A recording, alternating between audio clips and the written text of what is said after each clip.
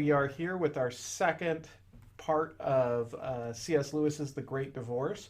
Last time, if you remember, there's a man that ended up in a line waiting for something, and so far we've had a man and a woman leave, and we've had a large man punch a short man in the face. And that's where we pick up. As the short man showed no disposition to rejoin the queue and soon began limping away, I closed up rather cautiously behind the big man and congratulated myself on having gained yet another step. A moment later, two young people in front of him also left us arm in arm. They were both so trousered, slender, giggly, and falsetto that I couldn't be sure of the sex of either of them, but it was clear that each for the moment preferred the other to the chance of a place on the bus.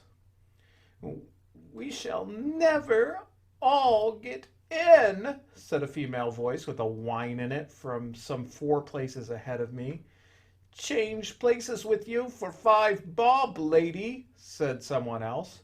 I heard the clink of money and then a scream in the female voice, "Ah!" mixed with roars of laughter from the rest of the crowd.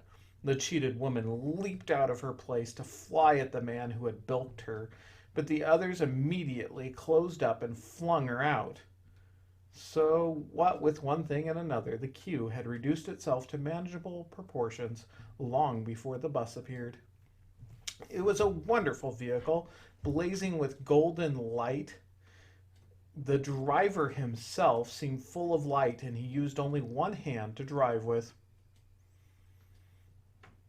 The other he waved before his face as if to fan away the greasy steam of the rain, and a growl went up from the queue as he came in sight.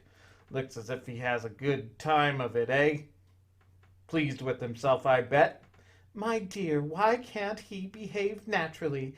Thinks himself too good to look at us. Who does he imagine he is?" "All that gilding and purple, I call it a wicked waste. Why don't they spend some of the money on their house property down here? I'd like to give him one in the ear'll." I could see nothing in the countenance of the driver to justify all of this, unless it were that he had a look of authority and seemed intent on carrying out his job. My fellow passengers fought like hens to get on board the bus, though there was plenty of room for us all. I was the last to get in.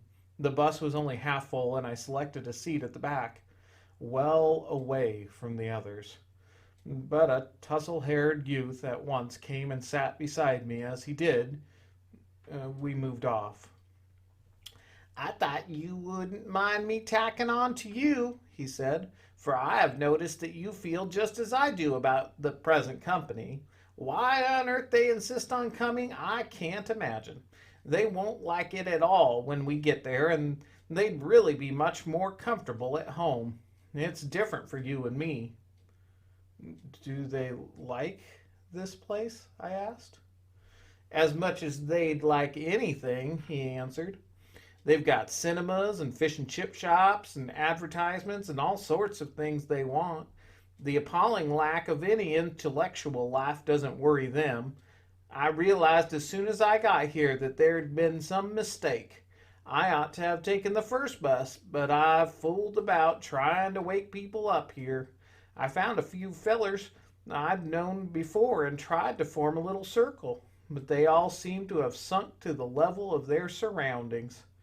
Even before we came here, I had some doubts about a man named Cyril Belello. I always thought he was working in a false idiom, but he was at least intelligent.